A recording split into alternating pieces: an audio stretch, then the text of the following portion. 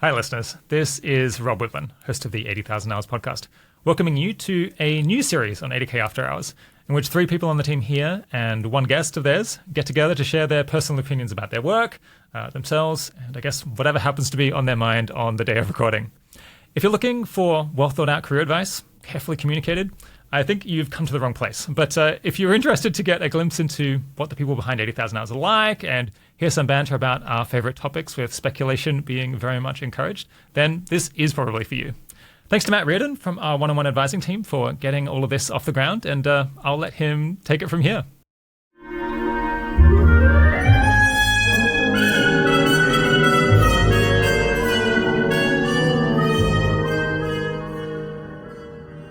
Hi, listeners, and welcome to an as-yet unnamed podcast product, perhaps from 80,000 Hours. We will see what my bosses think of that. The premise of the show is that three non-podcast employees from 80,000 Hours, in this case, myself, Matt Reardon from One on One, Bella Forrestal, our head of marketing, and Cody Fenwick, a writer on our team, meet up with someone who we think is doing good work in the world, yet might not be quite at the level of Rob Whitman's guests. Wow. Hey, you think Hannah couldn't get the podcast invite if she wanted? Well, her name is Chana Messinger, and she works with the community health team at the Center for Effective Altruism. Hannah, do you think that you could get on Rob's podcast? Ooh, great question. No, I think we can all just like admit what's true in the room here, which is like absolutely not, and that's fine. And why not?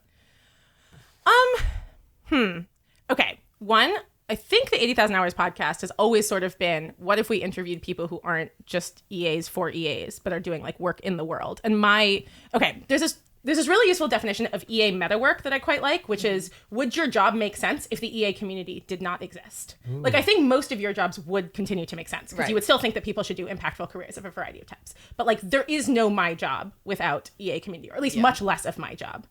My job is like, what is going on in the EA community? Are there problems?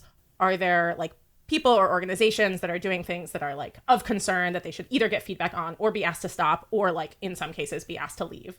And like the kind of concept of like there being a sort of community where there's some kind of fence and it's like kind of clear who's in or who's out with lots of like fuzziness in between, I think is like pretty central to that.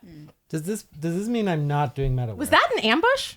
That was so what? Wow, do better. You thought that was a softball? I feel deeply an ambush. So Hannah, thank you for telling us and our listeners what you do.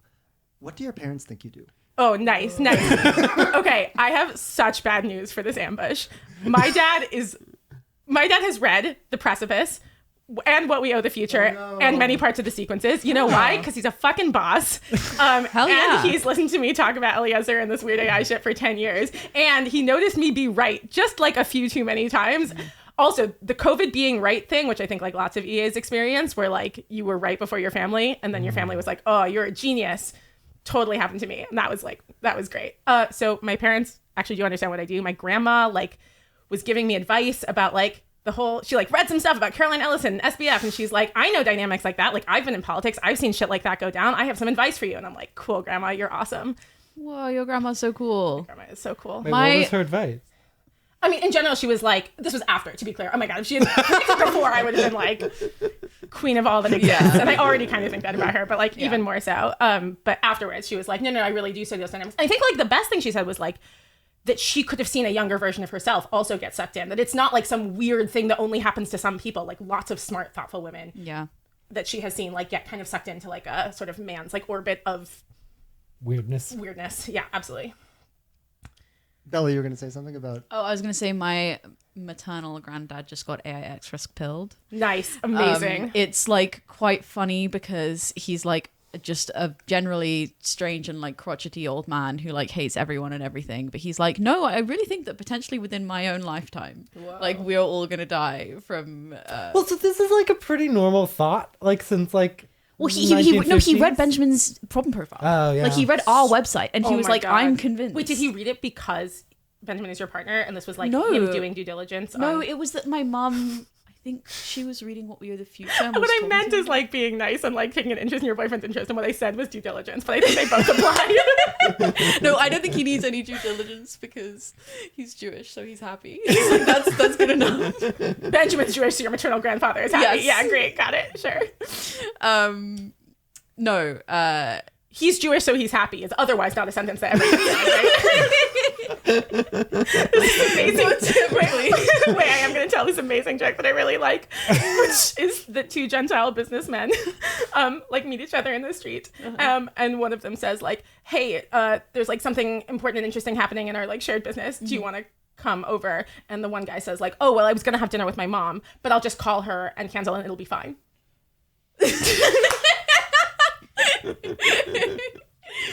yeah. Sorry, you were saying. Great. No. I was. There's not that much more to the anecdote. He's weird. He's very convinced that we're all gonna die. And I. That's actually not the conclusion, Benjamin. No, I know. Yeah. I know. But I guess he's just pretty pessimistic as a kind of guy. So, Yeah. Yeah. I know the type. I'm curious what you thought like might be the possible answers to the question of like, what do my parents think I do? Well, like all my questions, this was just a form of projection. Right. So what do your parents think you do? Yeah. What do they think I do? So they struggle with the name of the organization, for one thing. I mean, that's not their fault. I feel like They know the 80,000 is in there. They just don't There's realize what it so many applies to. zeros. The order of magnitude is so hard to get right. But they aren't reading this. They're hearing it from me. I work at a place called 80,000 Hours. Fine. I advise people on Sure. like, how they should think about their careers in light of doing impact in the world. Yeah, and what do they remember from that 3 weeks later? Like, oh yeah, he works at some British thing, 80,000. like, and I mean, like, I don't know, maybe it just speaks to how little they think about me. it's really not especially British. Like, I know we happen to be in the UK and everything, but like, I don't know, like our a lot of important stuff over the years have not been from the UK.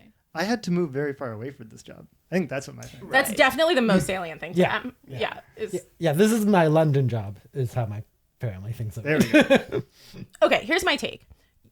Everyone who is struggling to explain their jobs to their parents is suffering from one of two problems. One, they have like just not tried that hard to do the casualized version. It's just not that hard. I think my job is among the hardest to explain because it relies on the EA community existing. And if you say like a community of like researchers and philanthropists who are trying to do the most good with their time and money, like people just understand all of the words in that sentence. But also two, I think people like in general gravitate to like too high level of an explanation. Whereas if you like told them a little bit about like what is a day life like for you and like what was like a fun couple stories from your job, those are going to be way more salient and memorable than like whatever your like job description is somewhere in the like 80,000 hours Google Drive of madness. Yeah. I don't know. I try and tell people I do research for a careers advice org, and people do not know what that means or what you would have to research. But you could tell them those things. You could be like, oh my God, I like learned something so interesting today. It turns out that like I learn the working same for things every day. It's like, oh no, like pandemics could be really bad. this is only boring to you. It is not boring to them. The people who love you are interested in what you do. Oh, sorry, these aren't people who love me. Oh, well, yeah, I can't solve that problem. Oh dear. Yeah, and I guess the other kind of interesting and tying this into news of the week, which might be another aspect of this show, is just like I don't know. I feel like a lot of people in and around like the effective altruism world have like, I don't know, a sense that the stuff that they're doing is very important. I mean, that is the premise, I realize. But also like important in a way that's going to be salient to other people. So can I tell a story from Tuesday, Hannah? You may. I don't know what story you're about to tell, but I'm ready for it. Well, Hannah, while she lives here in London for the next week, does invite people to pub trivia generally because that's something that she's enthusiastic about. So I go to pub trivia with Hannah. I feel like you have made everyone who knows me, who I have not invited to pub trivia, extremely saliently aware of that fact. But that's fine. I haven't. It's true that you have come to pub trivia. It's okay. Well, I mean, if they like you enough to like listen to the podcast, you probably invited them, right? I've never. I've never The Venn been diagrams invited. could be two circles. It could be one circle. It could be anything. But that's okay. I feel it's all good. Continue. Ship sailed. Great. There was a question in pub trivia. Yeah. Yeah. Yeah. Who was I think that the question was very funnily worded too. It was who was the founder of ChatGPT who was recently fired And has now gone to Microsoft. and has now gone to Microsoft. Yeah, exactly. This is my reaction. It was so exciting. I mean, one, it's exciting to like know that you're going to get a pub trivia question right because that does not always happen. But two, it was like, what the hell? Worlds colliding. What is happening? I'm in this like old British pub. This like quizmaster who like only knows me because I'm like the green-haired girl, and every week is like delighted by the existence of the Matts and the Sarahs and the whomever that I bring, and every week is like Chana who, like what are the letters? Those letters can't go in that order. That's not how British English works. And I'm like, you're so right. That's not the origin of my name. Like the world's collision. It was a big moment for me. It Incredible. felt important. It felt notable. So at the end of the trivia, the quizmaster was behind the bar at which Hana was sitting. Yeah. And Hana just made a point to say, hey, do you know that Sam Altman guy? And he's like, oh, was that one of the questions? Like, do you know that he didn't actually go to Microsoft? That he actually came back to OpenAI? I think that's a delightful fun fact. And Yeah, the I quizmaster agree. said, oh, did he then? And then And then turned away to serve a different customer. Yeah. and then you said, isn't that so interesting? And then he turned away. He just couldn't give a shit. To be fair, that happens to me a lot. It's like not, EA fact specific, but like, so what's your takeaway from that? That like I have an inflated sense of my importance to the world. Yeah, well, I mean that it might have been representative of something larger, where it's like wow, OpenAI, that is like the center of the universe. That's where the thing that we're all worried about is going to happen. It could go bad and it could go well, and like some big decision was made there. And now it's in a pub quiz, so maybe I get a little more inflation from that, being like, yeah, the world is paying attention, aren't they? But yeah, when you dig down a little bit, they just know the world's not paying attention. What do you guys think? I think I had almost the opposite experience the same week. So I like met up with a bunch of friends who I like had been friends with at uni, but like hadn't really kept in touch with in the years in between. I mean, we'd seen each other like a couple times, but like not really.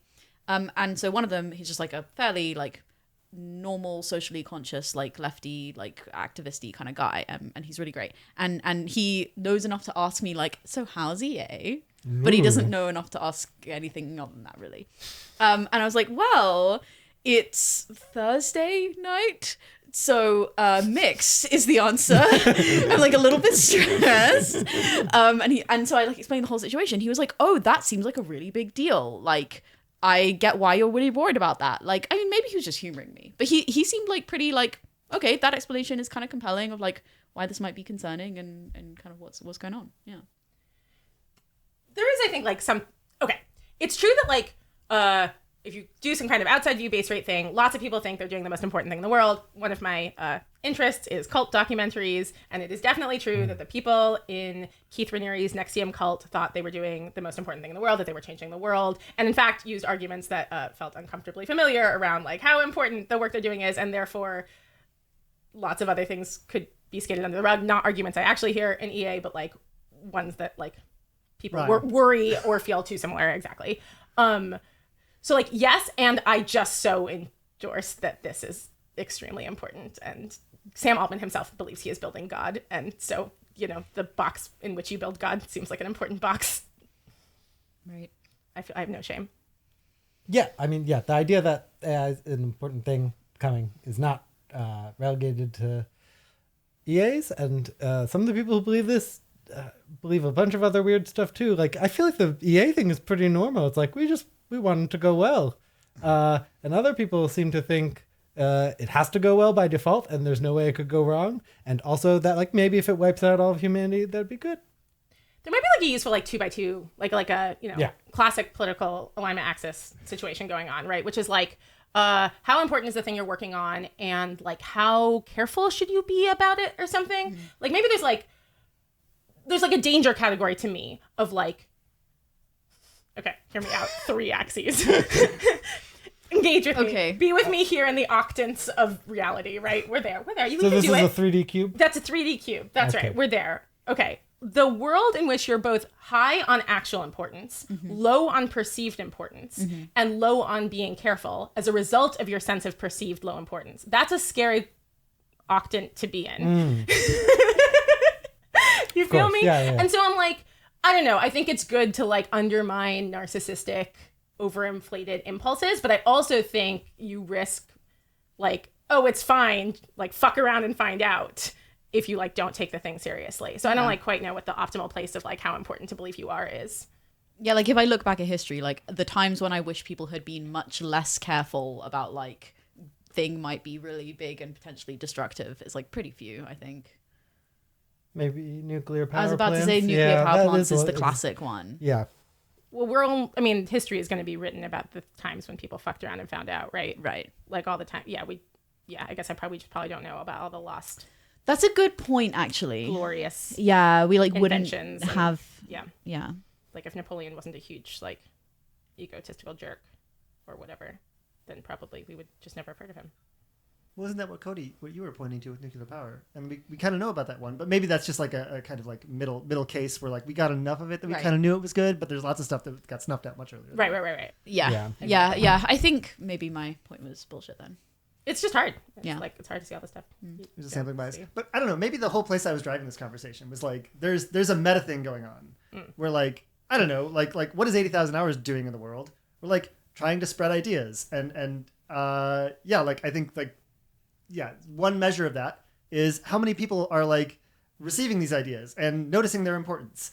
I think it's like often a lot less than you think, and like actually like this is a high hurdle to climb to like actually convince people that this matters. And I mean the polling is interesting, right? Because I feel like that was on your mind, Cody. You're thinking about like we got these polling numbers, and man, they looks like the public is really worried about this AI thing. By which you mean like people will say AI seems very important, might come Yeah. in my lifetime, might be a big deal. Yeah, even that kind of including polling. like extinction type Sure, language sure. or whatever. Yeah, gets big numbers, but like, do they mean it? Well, so I totally agree with this for what it's worth. well, so I mean, I think they do mean it, but like often it is like the fact that it is the thing they will say to a pollster is like some evidence of something, and like you also get this if you ask people like. Do you believe like that factory farming is like really horrible? And like Right. 95% of people will say yes, and then Also, most of them still Do you consume believe animal in products. literal angels and demons? Oh well, I believe those people do believe that too, right? And they Sure. take action on that basis. Yeah, I guess. Fair enough. They go to church. Have you guys seen all those crazy high numbers on like we should ban? It's actually like all slaughterhouses? Yeah, And it's then like it's like- 75% plus. Yeah. They What just do ban it. you Is this think? a homosexuals versus gays and lesbians thing? It's like the word slaughterhouse. Oh, do you know about this? This is great. If you ask people how they felt in like some year about homosexuals in the military, they felt much worse than gays and lesbians in the military. Like homosexual is this like has become a pretty sort of like negatively valenced word for the same Right. set of people. I knew that, but Like I wouldn't have necessarily thought that it would produce like a significant difference. At least on this one Right. set of polls, I'm half remembering from the journal if I saw it on Twitter once. Yeah. But it's a good journal. You should I'm following all their publications. I'm not paywalled at all. It's Yeah. like amazing and doing better than all the others. I've actually been published there. Amazing. So I wonder if like the word slaughterhouse is like Yeah, no, not I a mean, friendly, word. it's just a horrifying word that exists to describe a very normal And yet, thing. it's like And the thank God. jobs of like Good. thousands, like probably tens of thousands of people across the world. It's like, oh yeah, I that's where I work. I go and I kill things. That's my job. You know. Yeah. Do we think those folks think their job is extremely capital I important? So I read a book about this once. Amazing. It's called Every 12 Seconds, and it is by Timothy Patcherat. Basically, it was this guy. He's like a vegan activist, animal advocate kind of guy. But he like went and got a job at a slaughterhouse. He was there for, I believe, a year. And for the first 6 months, he was working directly on the kill floor. For the second 6 months, he was like a They supervisor. also call it a kill. Like wow. Oh, yeah, they're no, not it's- doing euphemisms. Well, so his book is about how like they do and don't do euphemisms. It's really crazy. So there's like a bunch of really great anecdotes. One of them is during lunch at one point, they go outside and they have lunch right at the slaughterhouse, and all the people who are there, their job is killing animals, right? And there's it's like a district where there's a lot of slaughterhouses. So there's like a nearby slaughterhouse. There's been a young heifer, a female cow, who's escaped, and she's running through the streets. And somebody calls the police, and basically the police find the cow. They gun her down. She dies. And all the talk at lunchtime is about how it's so terrible that they killed this heifer, and how it was like awful that they like, you know, why'd they have to gun her down? Like she was so young, and like she was so beautiful and all this kind of stuff. Like everybody's outraged. And it's like, and then they finish lunch and they go back inside and they kill cows all day. Like it's really that level of like, none of these people think that they're doing the killing work. So the actual work of killing a cow in this particular slaughterhouse is spread across 3 different people. So there's the do you think this is on purpose? Is this like a moral hazard thing? Well, Timothy Patrick claims that like it's a moral on purpose. injury mitigation. I maneuver? don't know who designed Slaughterhouses and why. Like, I don't know the history there. But Super he's like, this is part of the he calls it a politics of sight, where he's like, look, like basically all of these three people, they're separated from each other by floor to ceiling walls, and all of them think that the other person is killing the cow. So I don't want to get too graphic, but they all do different jobs, each of which could be thought of as killing the cow. Whoa. And this is like this diffusion of responsibility. Like basically nobody thinks that they're doing murder. I mean, this is like the explicit reason why they'll do. What are they called when you execute somebody? Firing A squad? firing squad. Thank you. Yeah. I mean, that's the same basic reason Yeah. behind a firing Yeah. squad. You don't But want this is any one what's- person to feel like they're Exactly. responsible. Yeah. And like everybody, apparently all the other Slaughterhouse workers had this like attitude of like kind of like derision to those three guys, particularly one of them, the guy who had the captive bolt gun. I can't remember what they called him, but he had a job name. And like that was the person who like got the most counseling, and everybody was like, "Oh, do you have nightmares? Like, do you feel like really guilty all the time?" But like, yeah, it just seems to me like all the rest of them were equally participating in the thing. One of the most amazing things from Rob's interview on After Hours that I think we did put on the main feed with about shrimp welfare was that there's some huge percentage of the farmers of shrimp think they're sentient, Think which they like can feel. think they can like feel pain and Yeah. suffering, and are maybe motivated like if you give them the right steps to like make sure they're suffering less maybe. Wait, on some levels, it's like deeply unsurprising, right? People know that humans are sentient and have been slaughtering humans. That's true, but I guess I would imagine that like Also, it's for just all such an human easy history. defense mechanism if you're like a shrimp farmer to think like, oh no, like they're basically just automata. They're not They're actually little feeling robots. pain. They're just little bundles. But of I actually spoke meat. to Aaron from Shrimp Welfare Project the other day, and he mentioned that this result didn't hold up in other countries. So it was shrimp farmers in Okay. India specifically who thought this. I mean- and then when they surveyed other ones, they didn't. Still, it's just like that would be. Yeah, probably not. But I'm still surprised by the result that's a in good, any case, but- that's a good point. On the other hand, you have a lot of respect for like, so the sort of farmers I have seen on TikTok, I think have like a bunch of like derision and contempt for a lot of vegan activism. And there's a part of it that, I mean, I don't know vegan activism nearly as well as you, but there's a part of it that at least felt compelling to me, which is something like, at least to the world at large, the world thinks it knows what's going on here. The world creates this huge demand for meat. And these are the people who are actually doing the work to feed the demand. And like kind of fuck all these people who like eat meat. I guess this is not vegan activism, but like who like eat meat but think it would be so easy to make it more humane, Yeah. or who think they know what the most harmful parts Yeah. are. And probably the most informed activists do, but like maybe the median activist doesn't. And I think the farmers are just like, I don't know, they're kind of the most morally culpable, those who are doing things we would consider bad. And also like, I'm pretty sympathetic to like, I don't know, moral culpability being more broadly distributed than that. Yeah, totally with you there. And I also think this is one of those interesting cases where it can be like easy to do, like potentially do harm, even when you're like doing something that just seems like, I don't know, I share like basically all of your aims and everything by just like saying untrue things about the way that animals are treated, or like, just Yeah. like even slight exaggerations in like, you know, language that is used to describe animal use, I think is, potentially harmful for this reason, because it just makes you seem like you don't know what the hell you're talking about. I remember the one that made me laugh a lot was, it was like, man, I don't remember who it was, but somebody's being like, if you're going to approach like a fish farmer or like a salmon farmer and be like, oh, you should change how you're treating your salmon, you better know what the hell sea lice are. Like, if you've never heard of sea lice, you're going to look so uninformed.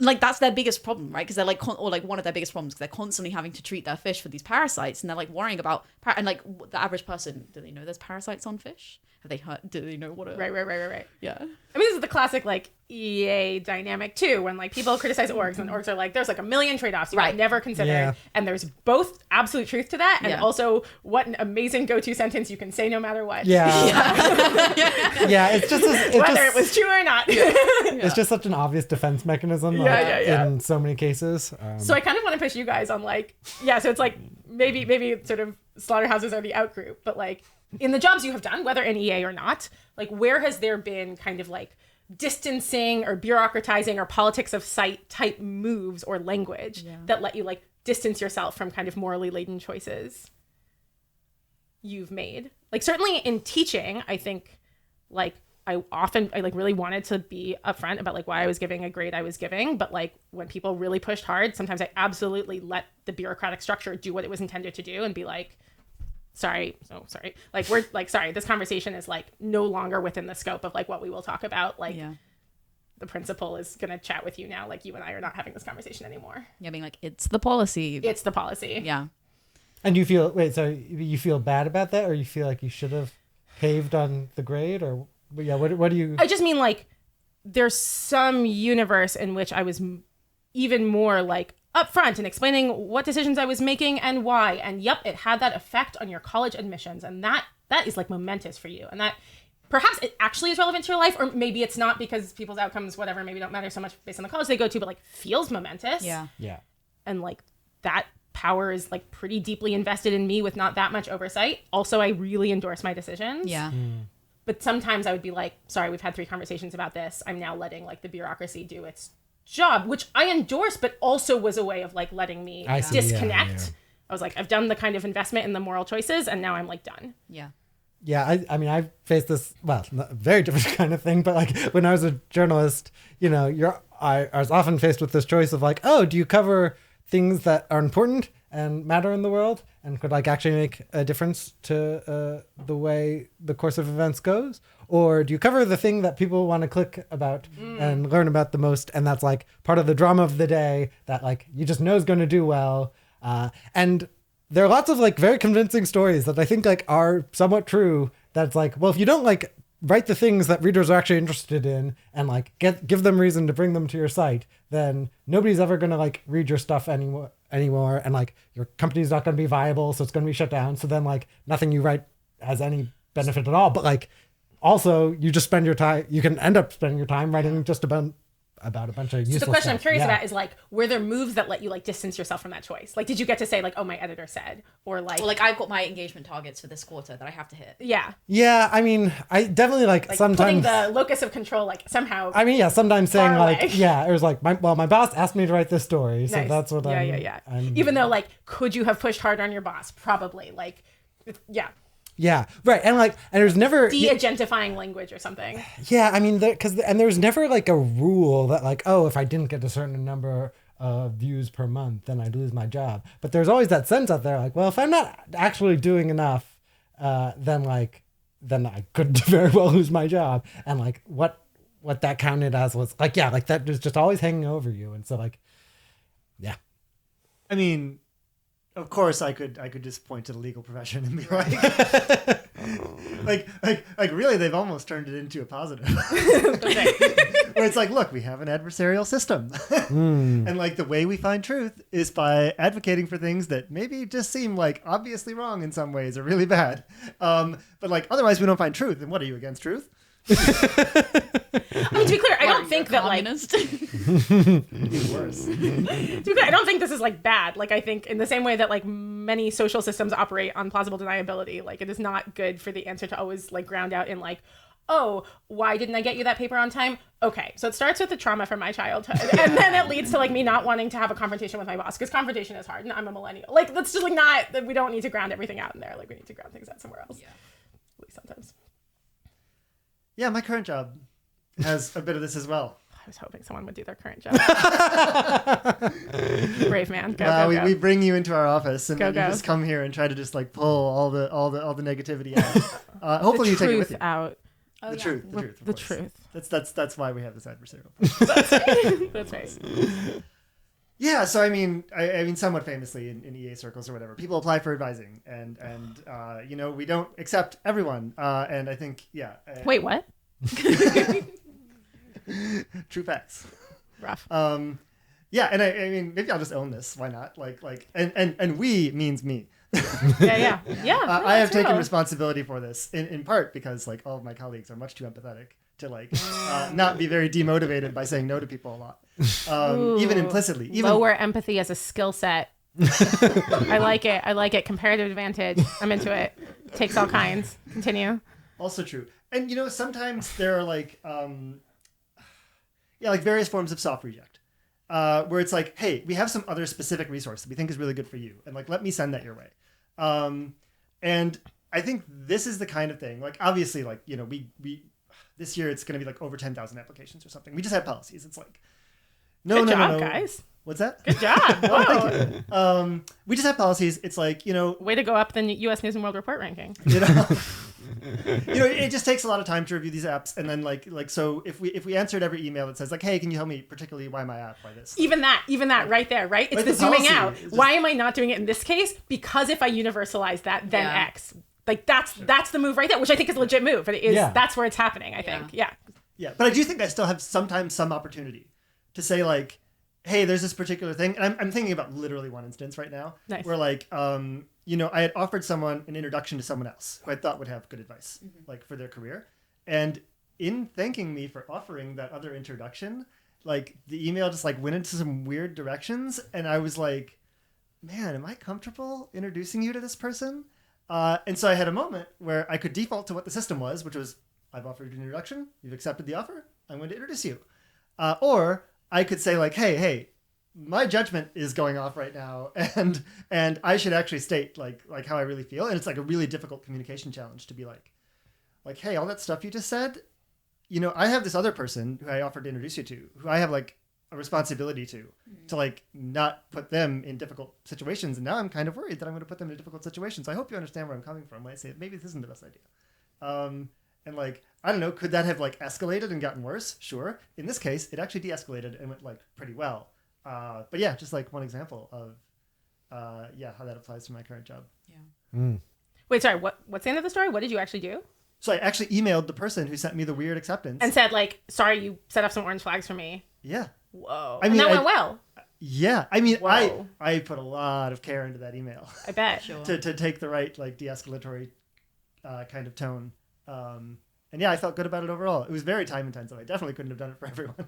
Yeah. But I was feeling some kind of way that day. Yeah, there can be a lot of like emotional cost to having those kinds of interactions with people, and like that's why I do think it is like reasonable to be like, no, like the policy is like, I don't engage with everybody at that level. But I I think bureaucracy is great. I think it's serving many, many important functions. Oh yeah, and if I think I were in a more typical situation, where it was just a standard rejection or something, but I felt like I had like left the well-defined realm of policy and was now into the realm of like, I'm in some weird space for which there is no policy, and I have to decide, how to litigate it. Hannah brought questions, so I'm supposed to be the host. Oh, well, but you told me to think of questions I wanted to ask the three of you. Oh, I mean, that's... You said spend 10 to 15 minutes thinking of it. So that does sound like something I did might it on say. So I did it on the train right here. And in this moment, I do appreciate it. Hannah, what do you have for us? Okay. Okay. Well, one of my questions is, why is pub trivia the optimal way to hang out with people? Why is what? Pub trivia the optimal way to hang out with people. We had a great take. When did this happen? Somebody at lunch the other day? They said trivia. Oh, or was it dinner? Somebody said trivia is just like a complete waste of time. Oh, yeah. And nobody should do it. Oh, yeah. This was at a party. You don't have to name names. You could, though. You might want to for their... I might get... I think that might get people are mad. not all that sensitive about their opinions about pub trivia. But think of how I'll react. Think of the relationship that they and this person and I could have had. They'll understand why you don't invite them then. So true. So true. No, I'm curious if you want to share. Anyway, they thought it was a waste of time. Sorry, I mean, I don't think- know who it was. I think the claim was just something like, it's just asking a bunch of random questions and then getting the answer or not, and then nothing happens. Maybe you get a silly door prize. That's not me saying this. This is somebody Okay, else. I actually am. Okay, but I'm you do very. have controversial opinions. I'm very sympathetic to that, and B, it does feel like exactly the same thing of like, why talk to people? It's just making mouth noises. And then making mouth noises like, wow, atoms bumping into each other, so dumb. It's just like, well, I feel like we've lost. Like, it's true that like meaning and meaning construction happens on like this range of like human behavior, and if you like go into atoms or galaxies, like you lose it. But like that doesn't mean it's not there here in the middle section. To be fair, this person who brought this up, I really don't remember. I'm who it also was, sympathetic. But they brought up this take because I made the claim that music is overrated, which tends to. You were trying to start a fight. You were like, "What that day? Like, what's going on? I What honestly- happened with you To that punch day?" him in the face. No, I honestly just think punched this is what? like No. this should be a pretty obvious statement that like people talk about music so highly that like it's gotta be overrated, even if you think it's pretty great. I'm asking us to step back from the object level and say, why did you say that at lunch? That was like clearly intended to start an argument. And like maybe that's fun. It's fun to do a bantery argument. Well, that's why we're here. That's why I started with why is pub trivia optimal, which is obviously not like an uncontroversial statement. Yeah, I mean, this was a party, and yeah, I think nobody was saying anything. Right. And so you were like, I'm gonna start shit. Yeah, but like it also is something I genuinely believe, and so like that's a fun way to start That's a shit good- is by that's- saying something you that's a think good is true. overlap. Cody loves to start shit with some weird incongruous statements, and usually they're not as controversial as music is overrated. They're usually like of the form. So, what's your favorite bean? What's your favorite kind of bean? There is a real like genre of like quirky Yeah, icebreaker. yeah. Right? Like which often the question sounds really good but does not actually yield good answers. Like many of the questions I have prepped have this form where what they do is show off that I am clever because I came up with the question, but they actually are not particularly good at eliciting good conversations for other people. For instance, what is the cutest career? Is a question I wrote down. Is that a good question? Not really. I feel like it has to be dog groomer. That's actually a great answer. But like, do you see why it's a bad question? Like it has like a what's it called? An est in it. Like the most X is usually a bad question because people don't index things that way. It's like bad, but it like makes me seem so quirky and fun. And like, what's your favorite bean? I'm sorry. This is the same genre. Wait, no, but there's so many beans. It's not saying. Not incorrect. I just Cody. and like we all have. Cody, beans. I would like you to name types of beans until you run out. Can you go for a full minute? I'm gonna time you. I No mean, one will help you. Go. chick bean. You failed step one. Chickpea, Yes. which is also called a garbanzo bean. So I think you can also allow chick. 1.5. Okay, go on. Edamame, which is also a soybean, black-eyed peas, red kidney beans, black beans, cannellini beans. Oh no, am I running out already? I still don't know. Mung beans, Yeah. lima beans, Okay. coffee beans. That's probably a cheat, but Why I'll don't let coffee myself beans have it. protein? I think they're not beans in the same way. Very disappointing. That means I'm taking it off your list. Continue. What else? Jumping beans. What? No, that's definitely a thing. Oh, Jack's magic beans. there's like, what's that big bean? Oh, the big one. Fava? Fava bean. Thank you. Oh, I wasn't supposed to help. I said a kind of bean as well. What did you say? I said borlotti beans. Oh, I've never even heard of Yeah, that yeah. one. You also haven't got haricot. Haricot beans. I mean, yeah, just peas, green peas. Do I get lentils? They're pulses, I Americans think. call them beans, which is very strange. We What? do what? Well, when I went to America, they were like, get that bag of beans and referring to a bag of lentils. And I was like, okay, I guess Americans I call agree. No, them I agree no. they're a pulse. Pulse is an important grouping. Yeah, you were don't talking to the wrong American if they called Okay. lentils. Wrong American. Yeah, I don't. One guy approve out of there. He knows. that. Americans don't know their beans. Okay. What? Great. 9. 9 is so many beans. Nine is a fair amount, and other people could name more. And if you ask them their favorite bean, you'll know more. Do you find that this elicits like good and active conversations? Usually it gets a laugh, and I then, agree that it is intended and succeeds at doing that. And then my reaction to I usually judge the bean they mentioned. That also gets a laugh. Nice. So if I'm understanding correctly, what you're doing is like turning the channel to the Cody show. And Yeah, of course. like the Cody show is like probably great. So like Yeah. that could be a totally reasonable thing to do. But it's Yeah. different than I am asking you a question. In which I care about the answer. What I care about is that I am the host of this fun new game show I've called The Bean Show on the Cody Network. Often they haven't come up with anything to say at all. So I bring up the topic of beans, So and it we're starts off with running. contempt and we go from there. Great. I mean, great. yeah, I love most it. of my interactions start with contempt. That's a given. Well, all of Cody's friends just learned a lot about a lot. Great. Amazing. There's another question you could ask, which Yeah. I've sometimes asked, which is much simpler, and it's a binary. But which would you rather get rid of, poppy seeds or sesame seeds? I'm unsold Yeah, I mean, compelling- obviously sesame. on the No, it's compelling honestly poppy seeds. But poppy seeds Controversy. are in like I agree that hot fun, dog buns and it is and an interesting poppy fact seed that bagels. faux fun controversies are just like weirdly fun. There Yeah. are like delightful. Like, Like is the a hot wheels or dog a doors thing. sandwich? Wheels or doors, good. Hot dog sandwich, good. The hot dog- That was the hot so dog sandwich teacher. one's overdone. Yeah, no, You're like, yes, that's a good suggestion. That's a good suggestion. Anyone else in the class have a suggestion? I agree. Hot It's a dog very is good overdone. skill. Good.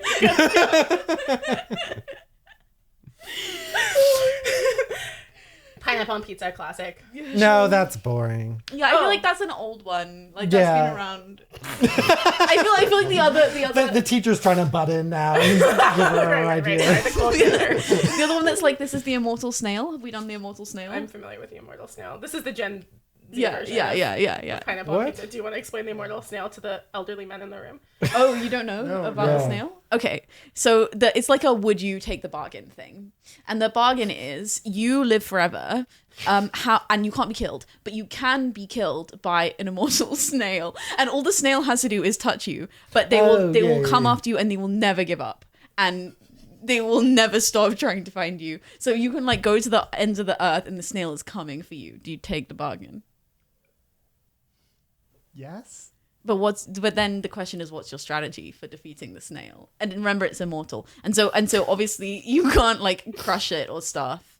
And like, Here's what's good about you can this. put it It's a in cement. It's a dual pronged question. It's would you take the bargain, and then what is your strategy? I think Yeah. this makes it better and Yeah. richer and deeper than other similar questions. Yeah.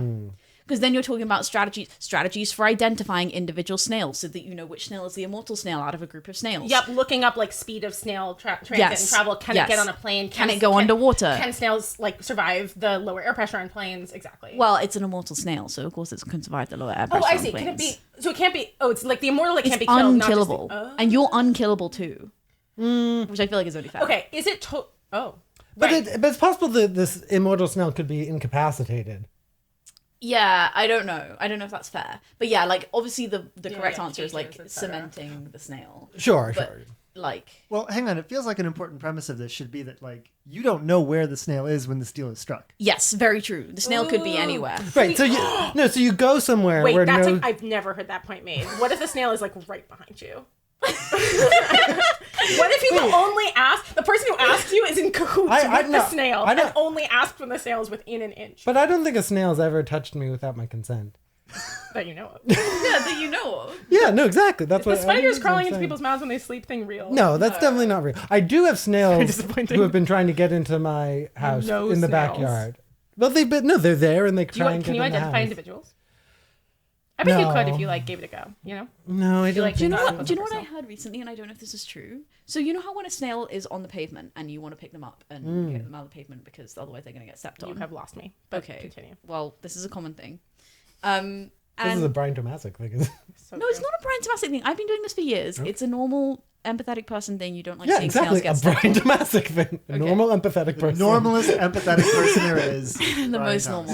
normal. But apparently, if you just pick them up and they're like out of their shell, you can cause a Rupture? yeah, between the snail and its shell, which can often kill them. So the thing that you're supposed to do apparently is tap on the shell, and then they'll think a bird's coming to eat them, which is probably pretty stressful. But it will make them retract inside their shell. You can pick them up safely. Blah blah blah. But I'm like, oh no, have I accidentally killed a whole load of snails who I was trying to save their lives? Altruism is suspect. It really Helping can is. hurt. Helping can If hurt. you don't know about the sea lice, you don't know about the trade-offs. Yeah, Helping is very complicated. especially invertebrates. That's the common thing between the sea Oh, lice. You know well, the, the fish the are- crustaceans, sea lice. that makes sense to me. Yeah. Aren't lice like bugs? Well, yeah, but I guess Sea people. bugs are if you say crustaceans. crustaceans, I feel like a lot of people's intuitive crustacean is a crab or a lobster, but actually, But they're basically mostly sea bugs, they're right? like mites on your face. I Yeah. learned that from a Da Vinci novel. So The mites on your face are suspect. crustaceans? Yeah. What about the mutts in their eyes? Don't know, Well, they're You know about aquatic. this thing where they're but there are aquatic crustaceans. whoa, that kind of blew my mind. They're aquatic.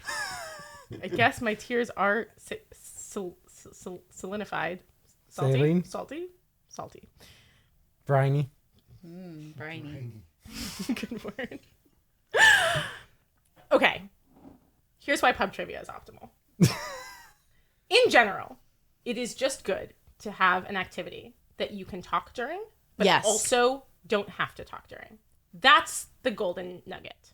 The problem with board games often for socializing. Board games are great for playing board games. The problem with board games for socializing is that often like talking is bad for the board game.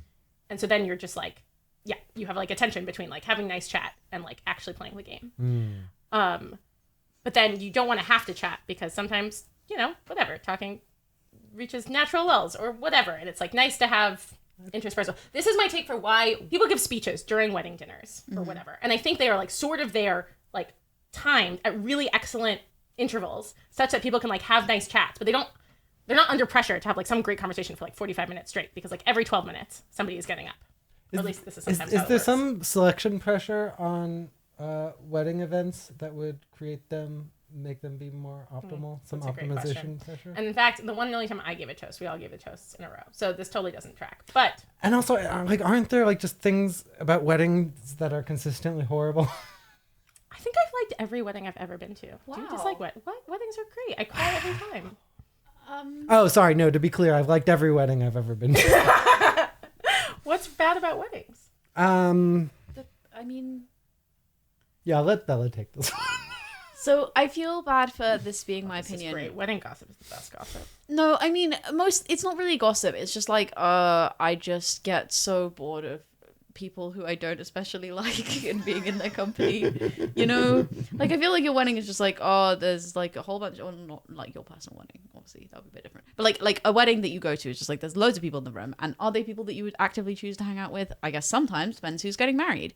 But like all the time, it's just like people who are like much drunker than you, who you maybe don't know very well, who are like, There's an easy fix to them being drunker than you. yeah, I guess. I hear you. Crucially, not for 3 out of 4 of us. Yeah. Yeah. So some context for the audience that I learned today is that everyone in the room besides me doesn't drink, which puts me in an interesting situation as no one who knew me in high school will listen to this podcast. But the people who knew me in high school will be like, what the fuck is going on? This is like narrative violation from the get-go. Maybe- I spent a lot of time judging people for drinking. And Maybe now somebody here I will Google you. You know, I do an occasional Google people I used to know and don't really keep in touch with. am. There you go. Yeah. Well, hi friends. I'm sorry. I think mostly like you were also kind of. Lots of you were shitty, but I was also shittier than I admitted to, and I was kind of obnoxious and stuck up about. Yeah, I just kind of had to stick up about stuff, and I'm sorry. I think I treated some people not very well. So that's my apology to the world. Yeah, growth. Growth and alcohol is the big change. Yeah. Yeah. I'm pretty curious about if people are willing to share a pretty private thing, why don't you folks drink? So I would like to make the same apology to people who I knew when I was a teenager and in my early 20s. However, I'm still like kind of judgy and kind of a prick, so it's not as fulsome as an apology as Otto's. Okay, let's go through the necessary requirements of an apology, right? One is you have to feel actual remorse. Two is you have to be doing work to change the thing.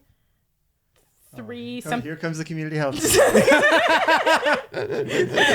else. I guess you can feel genuinely sad that you hurt somebody without having any intention of doing anything different in the future. Yeah.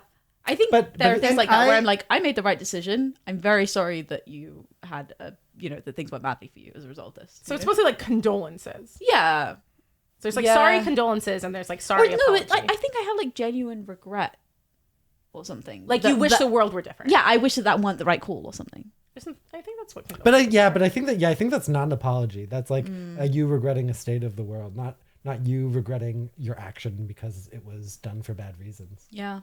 And I think a common thing to say here, a natural thing to say here would be like, oh, we should distinguish. We should have different words for like sorry, apology, and sorry, condolences. And maybe some languages have them, maybe some cultures do. And I'm like, no. Yeah, Oh, I yeah, know. no, I'm you so definitely with you. should. So with Bearing you. part of society Yeah. that it is ambiguous which one you mean. Yep. Okay, Matt, go ahead. Yeah. I'm a little bit sorry, and I'm a little bit changed. Nice. I judge people less harshly, Oh, that's but I great. still judge them. Sure. What made you judge people less harshly? I think just like aging out of crime. Aging out of crime? I mean, whatever phenomenon explains the fact that older people like commit less crimes and are less Okay. aggressive and like antagonistic and things You're like just like more like boring that. overall. Yeah. True. Just like as people age, they have Way less energy. edgy. Surprisingly, like maybe the least edgy person on this recording tonight. That's a surprise. No. No, what did I say? I mean, before the recording. Oh, so far in the recording. I see. Yes, no, that's true. But I mean, like, as Not a in person, real life. you're way more edgy than me as a person. True. Also true. This also seems like a great thing to have strategic ambiguity around. Did you want to keep going? But The yeah, previous I mean, topic? yeah, was that your point with the apologies? Is that like, yes, sometimes it can be really good to say like, oh, I'm sorry about this, but X, like, but I can't help you now. And it's good to be able to be Yeah, like, yeah, I'm yeah. sorry. That could be because I made a mistake, or it could just be because I'm sorry about the state of the world. Some people are like entitled, I think, to ask you what you mean. Mm-hmm. Like depending on like what kinds of relationship you have, there is like an entitlement to know. Yeah. And some people do not. Yeah. Cool. So pivoting back to alcohol. Hannah, I'm going to guess that Yeah. our stories are kind of similar. Nice. Based on some stuff you said just before we started recording, which is like the adults told me as a young child that the alcohol kills the brain cells. Yeah. And it's real bad for you and you mustn't do it. Yeah. And I had this whole thing as a kid where I took adults seriously. And I thought they like meant what they said and they really believed what they said they believed all the time, including stuff about religion and whatnot. And yeah, this just kind of went into that category as like a real important purity staple of the world kind of thing. And I just didn't really inspect the dissonance between like, oh wait, but after 7, what do all these people go and do? And so I bought it for a long time. And you know, I wasn't exactly a social butterfly. So like, I think I got to observe my peers start doing the thing that was bad and killing their brain cells. And, you know, just like not seem all that enviable in the states that they brought themselves to. And so it's like, oh, you seem dumb. And like you're ruining your days and feeling terrible. And well, I guess, I don't know. How do teenagers have hangovers? Do I detect that? They smell and they do dumb stuff. And I was do like, think teenagers have hangovers. Yeah. okay, cool. Maybe I observed that. Confirmed Might by not be that. science. But yeah, and then I was just like, I want no part of that. I'm above it and more dignified than that. It's the same part of me that says like I didn't want to be seen in public with a t-shirt, but here we are. Yeah. I thought there was going to be a change in you. No. Oh, I mean, it's consistent with my apology. Like, like the sentiment is still like directionally there. It's just like much more muted. Do you feel like you kind of don't want to be the kind of person who drinks? Like, do you still have that part of yourself that Oh, feels yeah. like it's like impure or like contamination of some kind, or like contamination of the kind of person you want to be? A tiny little bit. It's much more just the brand thing now. It's my personal brand. I so. think I want to be less a like person. a personal brand, given that you're the majority in this particular room? Sorry, I interrupted you. I think I would want to be the kind of person who drinks, but I don't want to be myself when I have drunk. Which, like, you know what you're like when you're drunk. Yeah, which like I don't think like I'm a horrible person or anything. Like I'm not like mean or anything. I might be a bit sassy, but like I don't think like, but like I just don't like myself. I just don't like this person. Like I think I'm like annoying and like also like I'm just like less competent and like less able to take care of myself. And like I don't like those facts about being intoxicated with alcohol. And that I think that's like my main reason. But I do kind of get annoyed that like I am the person who's like, oh no, I don't drink in situations, and because of that, like I don't know, you know, people want to go out to a bar and like you don't have to drink, but they kind of expect you to drink a little bit, and like can be kind of annoying to be that person. Yeah. I have a huge amount of respect for like deciding that you don't like yourself in the context in which you are drunk and deciding not to drink. I think, I don't know, this just seems like a really, I don't know, virtuous activity to be like, I don't act well when I'm drunk. And so the answer is not to sometimes it's not to get better at that. It's just to stop putting yourself in situations where you're less of the person you want to be. Yeah, and when I was doing it, I just like realized like I didn't even do it that many times. Like I was just like I did it, and then I was like, wait, I'm just doing this because like this just seems like the thing to do, not because I actually like in certain situations, not because I actually want to do it. So it's just kind of easy to stop. Yeah, the real reason is that my father is an alcoholic, and I think that shit's genetic, or it seems to be. And I'm just like, let's just never find out. Let's just never find out if I would do that. That seems so reasonable to me. Yeah. Yeah, and also I like generally get quite addicted to things that I'm into. Like I like really go all in. Like I don't know, I'm like the more DACA person, you know, like I started playing an MMO a few weeks ago, and I like have spent a lot of time on it since then. I feel like you usually endorse these obsessions. Yeah. But and You you guys are play able I an do. MMO together, right? Or you used to? We used to, and then Matt It was a very brief foray into classic World of Warcraft. Matt got a girlfriend back, and then didn't, and then My bad. it's fine. Yeah, no, really besmirching it. That's right. I think that's don't just mean to. The facts, game though. is- Like I don't. So you don't have to, make the facts more true. You can try to make them less true. Yeah, so I don't really play well. On this topic, I'm always curious, and I assume the answer is Wait, I'm happy to move on. And this, I promise, is not just an excuse to talk more about myself. But it's interesting that I asked you all, like, why you drink. Like, no one asked, sorry, why you don't drink. And no one asked me why I do drink. Oh, yeah, you Because have I'm to taking it drink. as a default. Yeah. Right, but that's kind of interesting, right? Yeah. Like, I don't know. Maybe it's not that interesting. I have an It's just a argument that default. might Okay, turn I've you decided back. it's not interesting, but I still wanted to point it out. Sorry, go ahead. I have an argument that might turn you back, but do tell us first. How Should I finish my drink first? No. Give us a story about how you came back to, or came to alcohol. I said. Yeah. Yeah, I mean, I like sort of similarly, although I don't have the parental excuse. My parents just have like a pretty healthy, normal relationship with alcohol where they like drink wine in the evenings and enjoy it. And I just somehow, all on my own, I come by my judginess, honestly. I was Same just, parents who know what you do. That's right. My parents are great. I was just like, yeah, alcohol is like bad, and the bad kind of people do it. I think I just thought drunkenness was really, I don't know. I don't have a full psychoanalysis. It's like some combination of like people not being themselves, people being okay with not being themselves. Somehow felt like, okay, not to get too Nietzschean, it felt life negating. It felt like they were saying life is bad.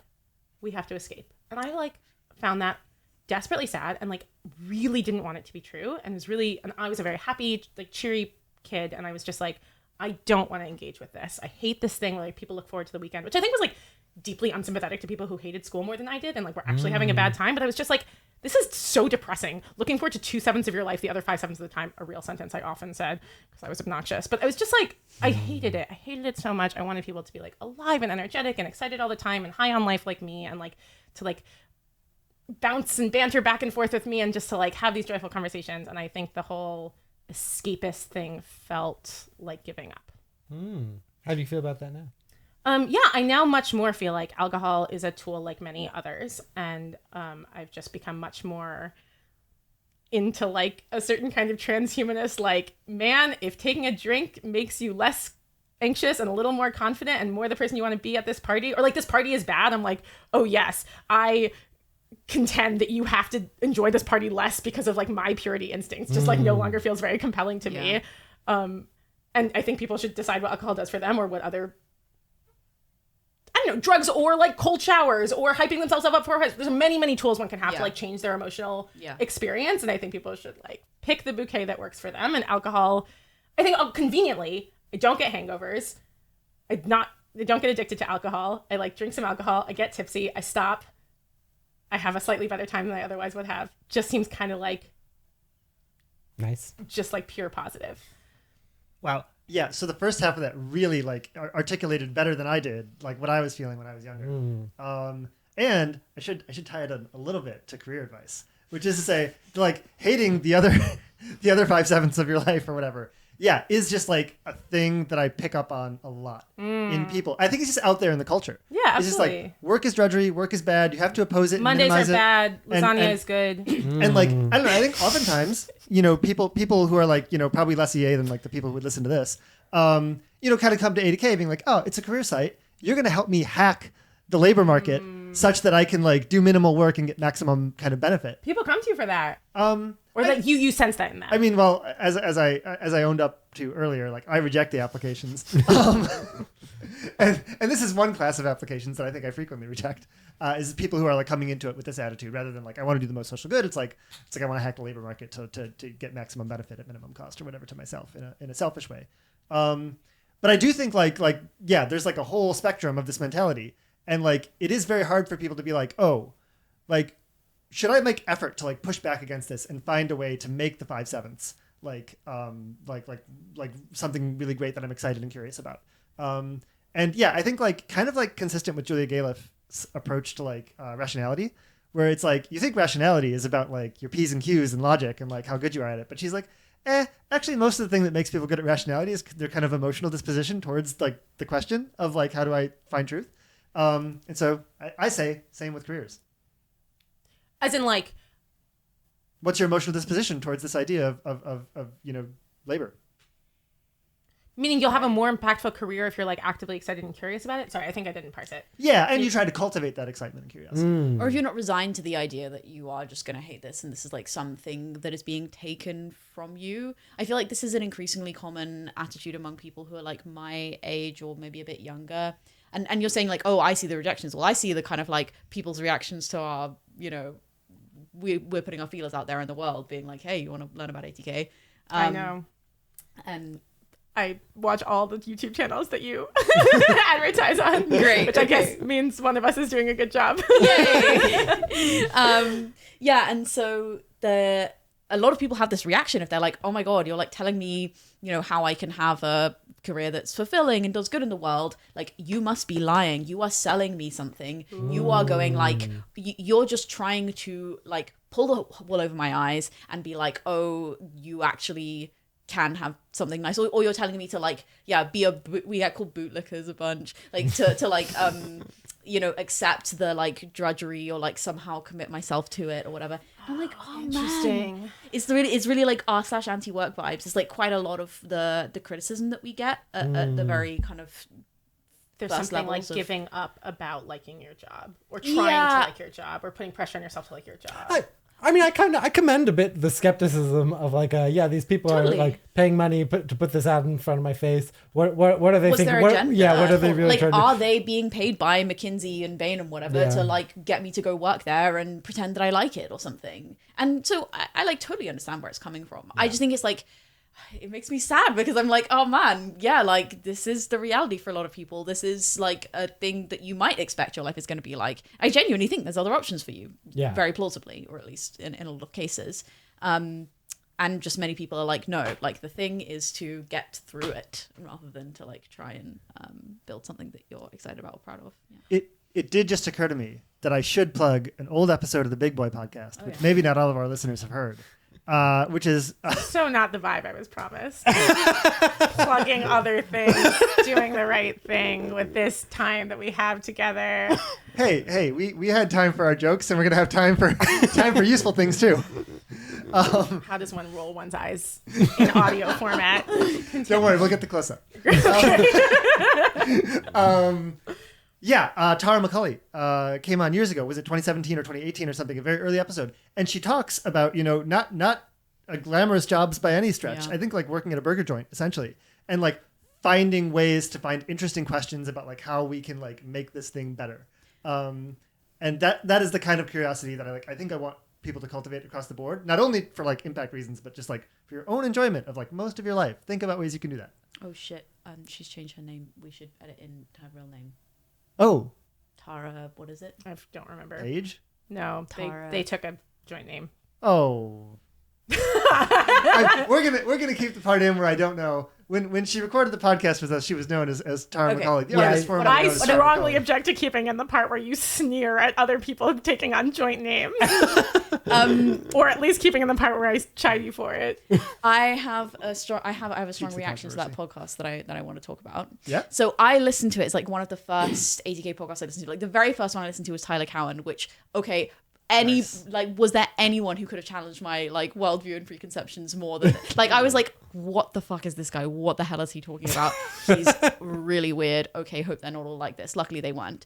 Anyway, I also listened to that one at like a fairly similar time, and I found it quite scary, not gonna lie. And so so it's interesting that you describe it as like, oh, she was finding ways to like find curiosity and like in like relevant puzzles for her to solve even in these jobs which like a lot of people would view as drudgery or something. And my reaction was like,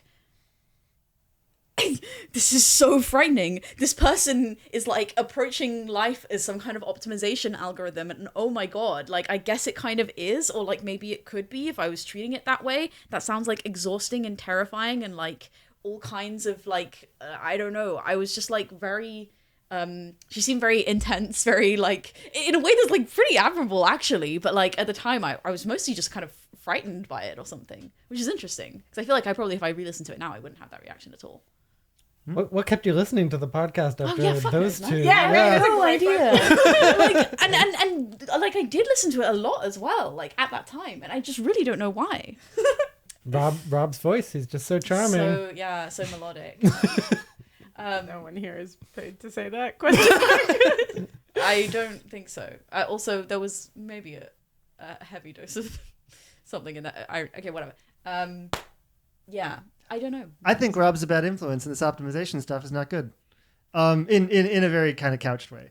I don't know. So I keep on thinking about like, Rob posted this thing where it's like products that you should buy and own or whatever. Love it. And his rationale for certain of them. The one that sticks out in my head is the Is it the kettle. crystal deodorant? Oh no. No, it's the kettle. Do you remember the kettle? No. Right. So he says, I make sure to buy a kettle that only goes up to 85C rather than 100C, or gives you the option to go to 85C. Because like, if you get a kettle that only goes to 100C, well, guess what you're going to be doing? You're going to be spending all this time blowing on your drinks or putting slightly like more tepid water in it to balance out the temperature such that you can drink it, because 100C is boiling, it's too much.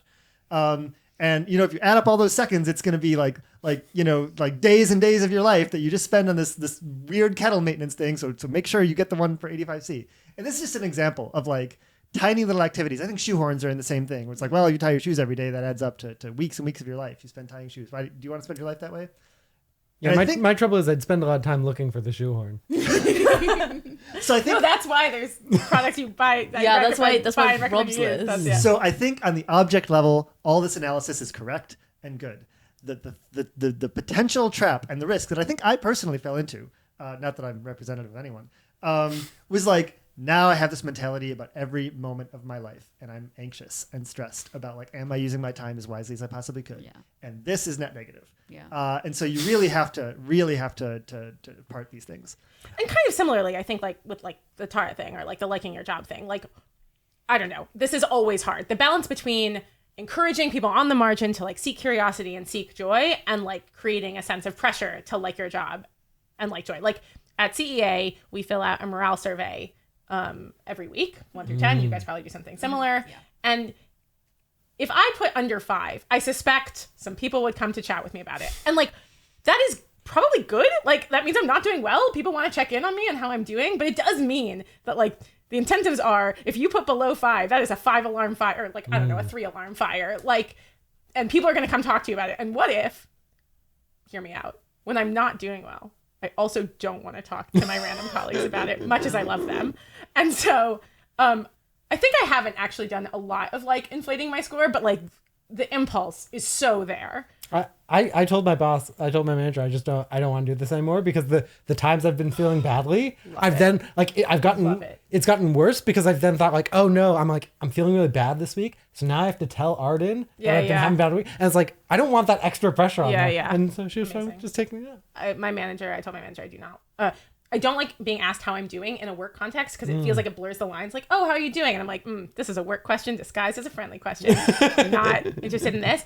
And so our agreement, which I really love, is I say fine all the time, and it is not always true. And she knows that. So there's like a meta honesty thing going on where I'm like, nice, hey, I commit to you that if there's something going on with me that's going to affect my work, I will like come to you and talk to you about it. You like deserve to know.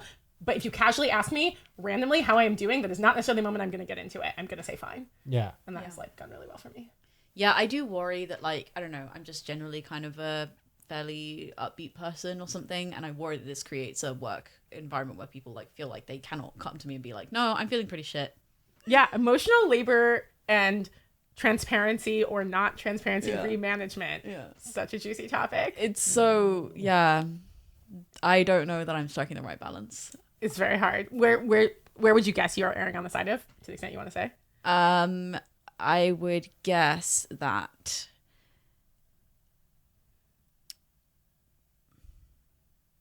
I really have no idea. I think that there are specific things that I do that are probably like not being honest enough, and I think there are specific things that I do that are just giving away too much like shit that people don't need to be thinking about or having in their brains or on their plates. I mean, I have this feeling about like every single interaction I have with other humans. Okay. Oh no. Do you want to unpack that a little bit? I just feel like I never like there's just like always this like borderline of like, oh yeah, they're like of being like too truthful or like not truthful enough. Yeah. Because like there's certain things like you could say to someone that like are true, but also the fact that you've said it is then this like other thing that you're placing on them, aside from just telling them the truth, right? I believe there are some things that could be true about. I feel like But I this think is it's probably true not, of like, the most vast, things. No, like the vast majority of things you can say. It's going to be great. It's going to be lovely. Yeah? Yeah. We'll see. I wonder if there's a target you might want to hit, which is something like, sorry, that also induces a lot of pressure. There's like a target one might want to hit, which is like constructing sentences that have sort of hooks that like let people dive in if they want, but do not create the necessity for them to. Like, oh, I was having a little bit of a tough week earlier, but things are like on the upswing. People can just be like, great to hear, moving on. Or they can say, oh, I'm sorry you're having a tough week earlier. Do you want to talk about that? And they get to decide on their own. This is nice. Yeah, I feel like there's often like... If they have the time, if they have the energy, if they have the space. Yeah, I guess I suppose that probably works a lot, but I do feel like there's often like... It's like... It sounds like you've you've expected them to bring themselves in. Like, you know, if you've like put that hook, it's like you're kind of like... even if they decide to decline it, I almost feel like that's then a burden I put on them to that now like, oh, now they have to decide whether they want to probe more or not. And then they have to think about what signal that's sending to me if they do or not. And like, I just feel like I put a burden on them. I agree that's a risk. I think that there's vibes one can emit around neediness and non-neediness that like sort of credibly convey I'm fine. I'm good. I don't need you to like dig into this. Versus, I think one of the things that like sadness and visible sadness does is like, I really like this concept of the flail. I think the Center for Applied Rationality has talked about this in other contexts, but like flailing is a thing humans do when what they are screaming is like, God, someone help me. Whether they are like physically moving their arms around because they are in pain or they're screaming or in other ways kind of acting out, right? The way that people are like kids act out when their parents get divorced or whatever. And I think you can do like an anti-flail. It's not easy or obvious, but there are like vibes you can send off that are like, I'm like, good. I'm on my own 2 feet. So I think this is a crux for me that I have no idea what vibes I send off. Ooh. Do you want to ask people? What vibes do I send off? Yes. I spend the most time with Bella. Oh, I obviously classically met. You met. Of course, what I meant is send out an anonymous survey to 10 people because I'm so brainwormed that that's obviously what I meant. But in fact, you should ask the people on this couch. The whole purpose of social anxiety is that you raise the floor. And you don't fall through to like wow, that was such a terrible interaction. They verbally assaulted me or made me feel worse than I've ever felt. Bella's now thinking about all the horrible things I've done to her. I think you're anxious and people they might like worst cases they pity you a bunch for being so anxious. And like that's not that bad of a case. I could stand to be pitied. Don't worry, we do. You heard it here, folks. Cry for help. Live on camera. Oh, no, it's not actually live. It's probably good. It's probably a good thing. Anyway, well, I just don't believe it. I believe extremely few people on Earth want 100% honesty about themselves. Well, I'm about to try and be 100% honest, and I think it'll be fine. Yeah. Great. So I think Cody, community health flags are winning, but go ahead. I think you're kind of like petty in a very fun way. Do you know what I mean? Yeah. You have I can always count on you to be like upset about something, but in a way that makes me laugh. And I think that's like the predominant thing is that it's like gonna be like kind of like you hate whatever's going on, but also I'm gonna enjoy how much you hate it, and I'm gonna enjoy complaining with you about it or whatever. Yeah. So that's the main thing. The second thing is the like kooky questions thing. Vibes. What is a vibe? Cool. Just, I mean, you were giving a good answer, I think. Just like some examples of the things you do that I notice and the ways that those things make me feel. Yeah. Wait, but I think that didn't answer the question that we were trying to answer, right? Which is like, does he come off as like needy?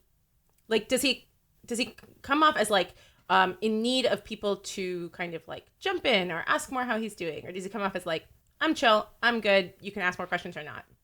I think... Sorry, I spoke for you. I don't know if you want that question answered. Yeah, but that's the question. I mean, I wouldn't mind if that question is answered, but I don't know if I'm worried that I come off needy.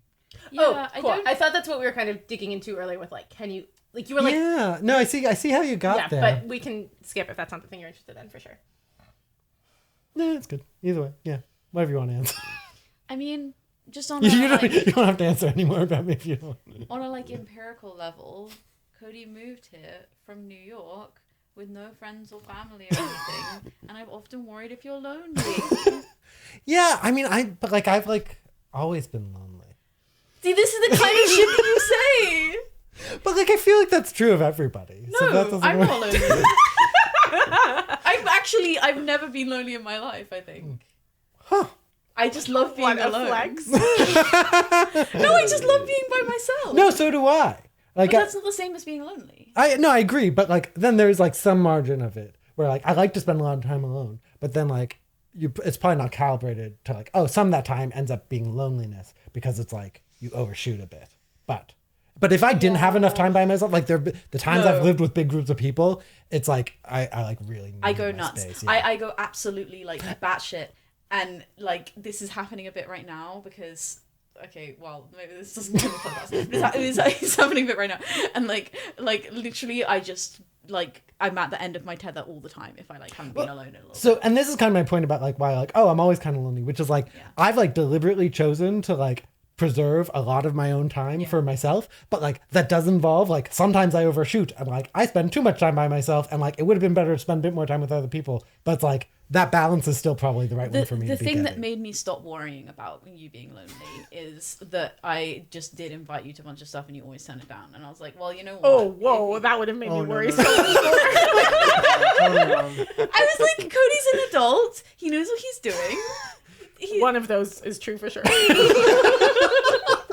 other one might also be true, but it's not a given. To be clear, we did attend a party together quite recently. No, we did, but that was like the first time in like a very long time, which is great. Yeah. You know, you're doing what you want to do. That's great. But yeah, no, but we should get ramen. We should get ramen. Yeah.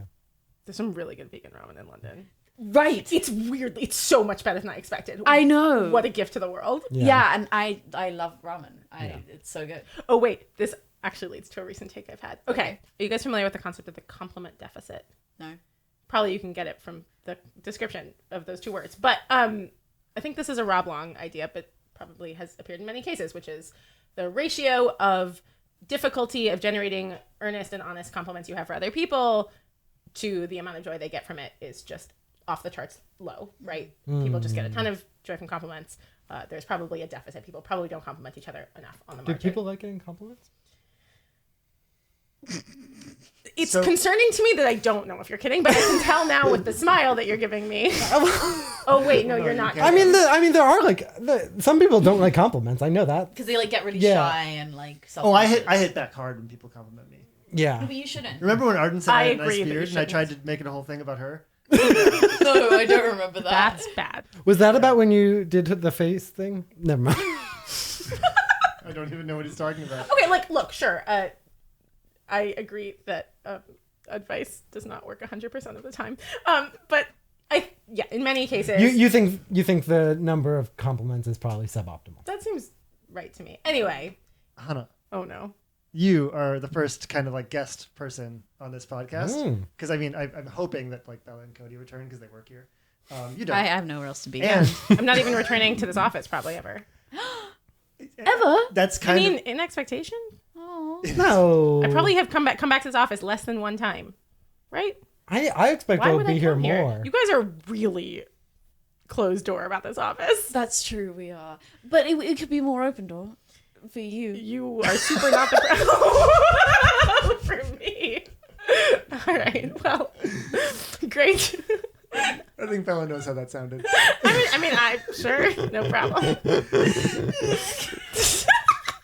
Well, anyway, as we're all alluding to, Hannah might not come back. And one of the reasons that Hannah might not come back Yep. is because she's moving to the United States, That's right. which is very far away from this place where we are, London. That's right. Even though Well, three yeah, out of you, four you of us might are have Americans. thought that we were in America, given the ratio of Americans to Brits True, right now. true. Yes, but it was also the impetus to make this recording happen. So if people have listened this long, that is like some evidence that maybe you've enjoyed it. And I think you have Hannah to thank for that, because if she weren't leaving and didn't have a nice going away party where I was reminded of the fact she was leaving, it might not have happened. Also, Here to help.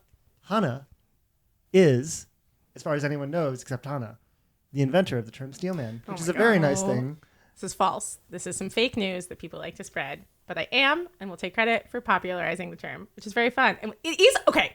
You popularized it? So, Yes. so Hannah, here's Yes. here's my thing, right? Okay, I'm ready. The balance of evidence. Right? Oh, you're going to convince me that I'm wrong about this. We have perhaps dozens of people who've considered the question Yeah. and looked for earlier examples than your post, Including me. including you, That's right. who have all failed to find any evidence of an earlier use of the term. That's true.